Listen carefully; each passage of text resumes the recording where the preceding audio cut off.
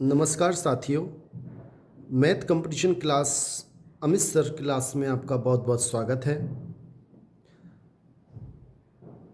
बच्चों, एक टॉपिक है एचसीएफ मैसे और एलसीएम लैसे। इसकी संपूर्ण जानकारी, बहुत अच्छी अच्छी ट्रिक्स, महत्वपूर्ण जानकारियाँ इस वीडियो में लेंगे।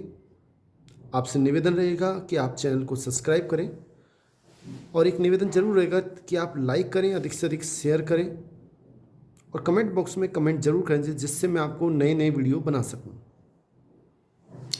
देखिए, आप सबसे पहले एचसीएफ की फुल फॉर्म क्या होती है? Highest common factor. वह सबसे बड़ी संख्या जिनका दी गई संख्याओं में पूरा पूरा भाग जाता हो, एचसीएफ या मैसे कहलाती है। अब इसे ज्ञात करने की विधि क्या है? ये इसकी डेफिनेशन है कि न्यूनतम घात के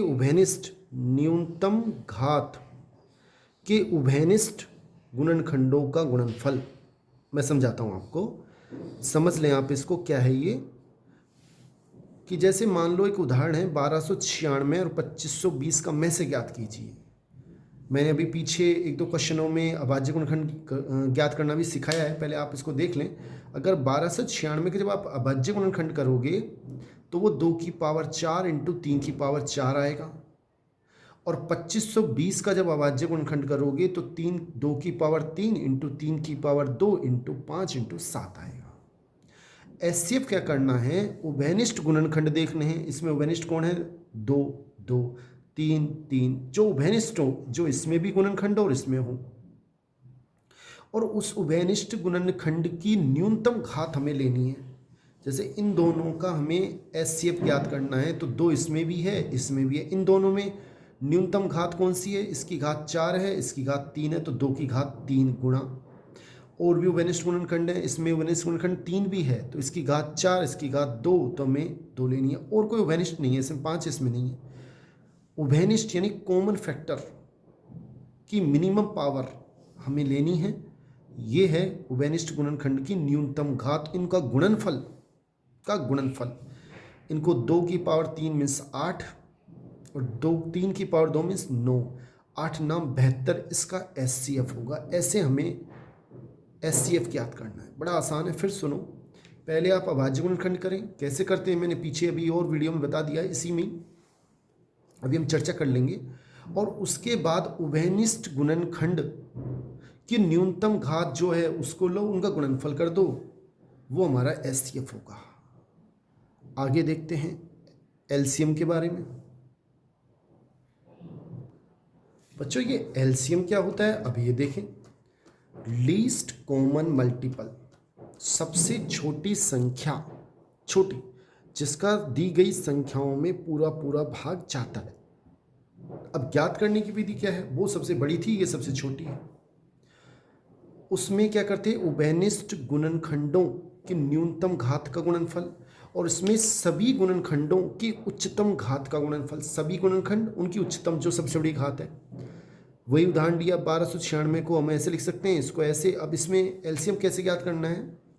सभी गुणनखंड जितने भी है सबको लेना है और उनकी उच्चतम घात लेनी है। जैसे 2 गुणनखंड है अभाज्य गुणनखंड, इसकी उच्चतम घात क्या है? 4, तो 2 की घात 4 लेंगे, गुणा। 3 है, कॉमन नहीं देखना है, सबको लेना है, उसकी उच्चतम घात और देखनी है, उसमें न्यूनतम इसमें उच्चतम 4 इंटू 5 की घात इसमें 1 है, उसमें है ही नहीं, कोई बात नहीं। उच्चतम घात 5 की क्या दिखाई दे रही है? 1।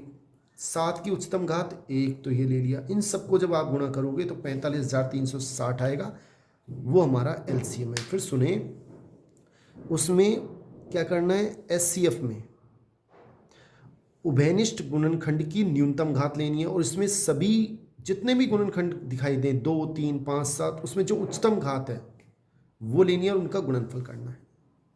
नेक्स्ट देखें आगे। पहला, बच्चों कुछ 6-7 नियम हैं, आप उनको देखें। पहला नियम क्या है कि एलसीएम गुणा एचसीएफ बराबर पहली संख्या गुणा दूसरी संख्या, यानी कि 2 संख्याओं का एलसीएम और एचसीएफ का गुणनफल उन दोनों संख्याओं के गुणनफल के बराबर होता है। ये पहला नियम है। उदाहरण से समझे, मैंने हर नियम को उदाहरण से समझाया हुआ है, आप देखें। जैसे 26 और 91, 26 का उपाज्य गुणनखंड करें तो 2 × 13 होगा और 91 का 7 × 13 होगा। अगर इसका हम एलसीएम ज्ञात करें तो एलसीएम में भी बताया था, जितने भी गुणनखंड दिखाई दे उनकी उच्चतम घात लेनी है। 2 दिखाई दे रहा है, इसकी उच्चतम घात 2 ही है, इसकी घात 1 ही है। फिर 7, फिर इसमें 13 की उच्चतम घात क्या है, इसकी भी 1, इसकी भी 1, तो 1 आ जाएगी। और कोई अभाज्य गुणनखंड दिखाई नहीं दे रहा, तो इनका गुणनफल करेंगे तो एलसीएम आएगा 182 तीनों गुणा से। और एचसीएफ क्या होता है, कॉमन गुणनखंड की न्यूनतम घात। इसमें कॉमन गुणनखंड 13 ही है और उसकी न्यूनतम घात दोनों में 1 1 है, तो 1 ही आ जाएगी, यानी 13 एचसीएफ है। अब हम देखें इस नियम ये फॉलो हो रहा है नहीं हो रहा। एलसीएम गुणा एचसीएफ यानी कि 182 गुणा 13, इनको गुणनफल करोगे तो 2366 आएंगे, और दोनों संख्याओं को गुणा करेंगे तो भी 2366 आएंगे, यानी ये नियम सही है। अगला नियम देखते हैं बच्चों। नेक्स्ट नियम है, अभाज्य संख्याओं का एलसीएम उनके गुणनफल के बराबर होता है। बहुत आसान नियम लग रहा है आपको, लेकिन जब यही पेपर में हम पढ़ के नहीं जाते तो बड़ा कठिन हो जाता है। आप इसको ध्यान से सुने। एलसीएम, अभाज्य संख्याओं का एलसीएम उनके गुणनफल के बराबर होता है। जैसे 2 है, 5 है, 7 है, ये तीनों अभाज्य संख्या हैं, इनका एलसीएम निकालना है, सीधा इनका गुणनफल कर दो। इनका गुणनफल करेंगे 70 इसका एलसीएम होगा। और अभाज्य संख्याओं का एचसीएफ हमेशा 1 होता है। 2, 5, 7 तीनों अभाज्य संख्याएं, तो इनका एचसीएफ हमेशा और हमेशा 1 होगा। नेक्स्ट पॉइंट, चौथा बच्चों, चौथा पॉइंट क्या है,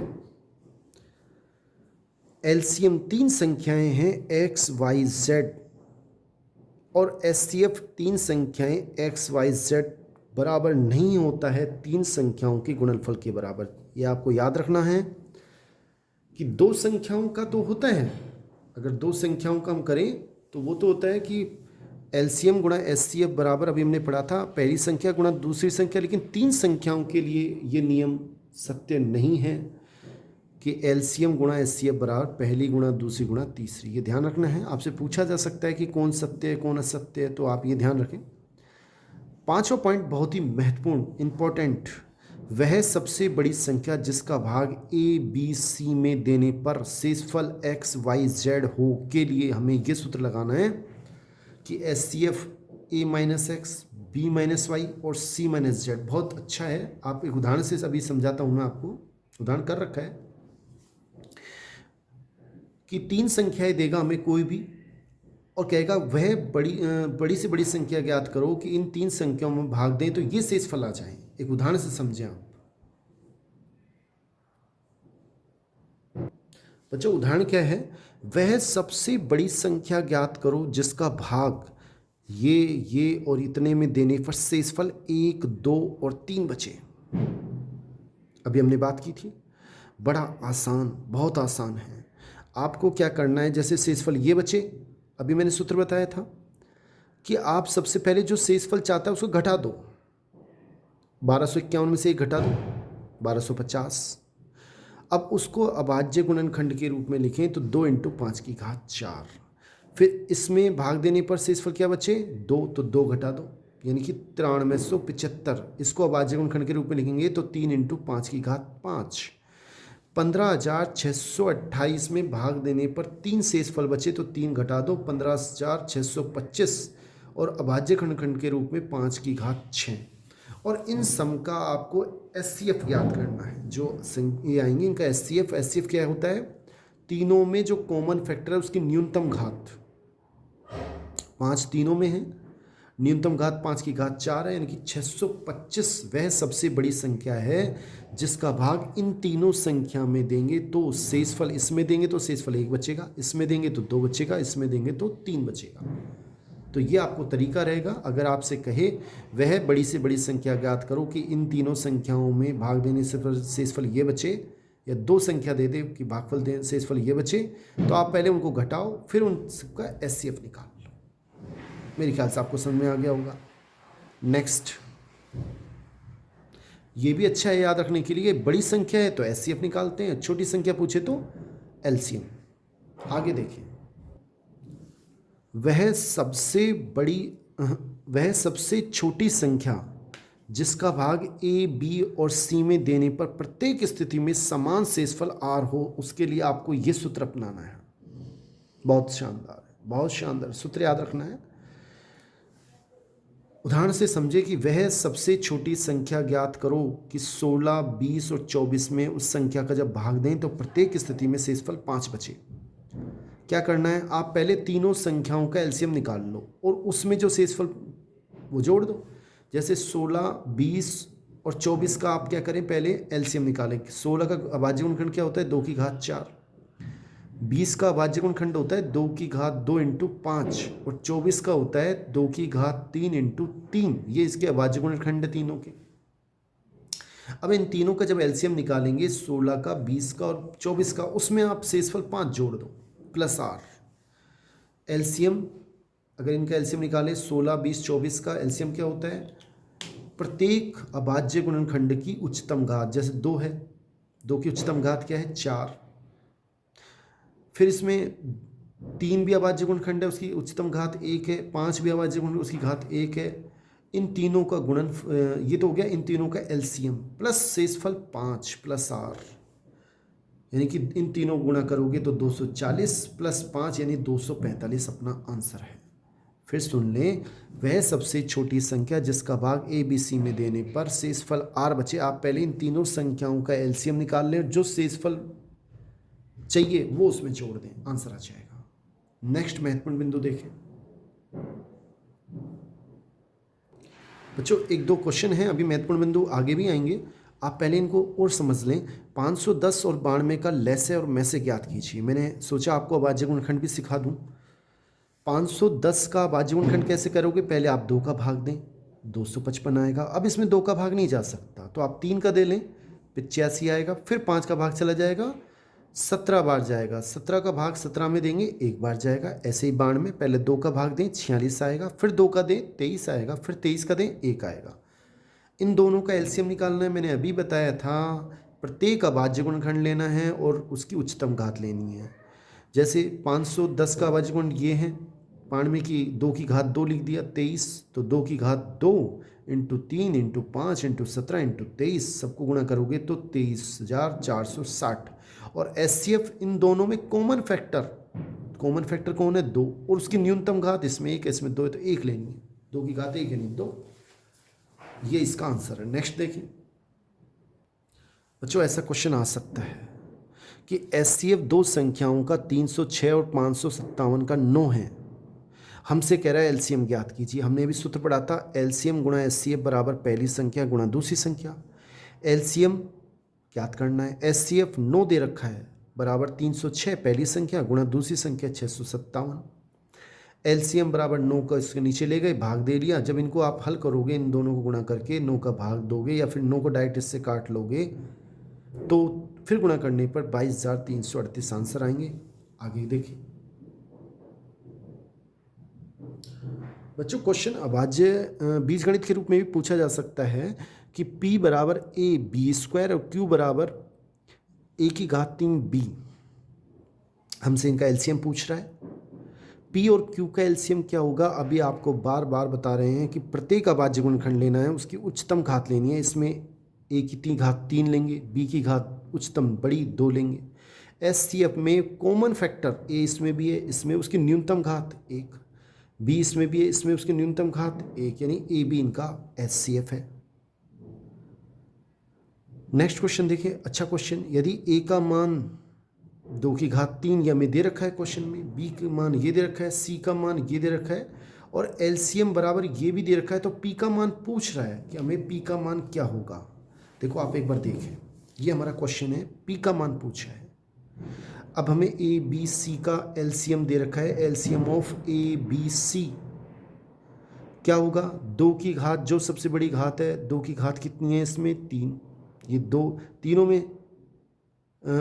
इसमें क्या होता है उच्चतम घात, एलसीएम में उच्चतम घात लेनी है और प्रत्येक अभाज्य गुणनखंड के लिए, तो इसमें 2 की घात 3 है, इसमें 2 की घात 1 है, इसमें नहीं है तो 2 की घात 3। फिर 3 की देखें, इसमें 3 की घात 1 है, इसमें 3 की घात 1 है, इसमें 3 की घात p है और हमें दे रखा है 3 की घात 2, यानी उच्चतम घात, ये p का मान 2 होगा जब भी तो उच्चतम घात आएगी तो इसका मतलब p का मान 2 है। ये हमारा आंसर है। नेक्स्ट क्वेश्चन आगे। बच्चों एक क्वेश्चन बहुत पूछता है, किसी संख्या में शून्यों की संख्या ज्ञात करना। बहुत आसान सूत्र लगाना है। मिनिमम उसका सूत्र क्या है? मिनिमम न्यूनतम power of 2 and power of 5। समझ में नहीं आया? आप उदाहरण से समझें। क्वेश्चन ये है 38 इंटू 2 इंटू 25 इंटू 39 इंटू 50 में शून्यों की संख्या ज्ञात करो। पहले इसको आप वज्र गुणनखंड कर लो। 38 के 2 into 19, 2 5 into 5 13 into 13, 2 into 5 into 5, यानी कि ये अपने को सोल्व करेंगे, ये आ जाएगा। अब आपको इसमें मिनिमम देखना है 2 की पावर ऑफ 2। पहले पावर ऑफ 2 लिख दें, सूत्र लगाएं मिनिमम पावर ऑफ 2। पावर 2 क्या है? 3, कोमा पावर ऑफ 5 कितनी है? 5 की पावर, और किसी से मतलब ही नहीं है, 2 की पावर 3 कोमा 5 की पावर 4, ये है। तो 3 और 4, अब इन दोनों में मिनिमम छोटा कौन सा है? 3, तो 3 ही हमारा आंसर है। इसमें शून्यों की संख्या 3 होगी। बहुत बहुत धन्यवाद बच्चों। चैनल को सब्सक्राइब करें, लाइक करें, अधिक से अधिक शेयर करें, और पार्ट 2 एलसीएम का मैं जल्दी डाल सकूं, आप मुझे थोड़ा सा कोऑपरेट करें। थैंक्स।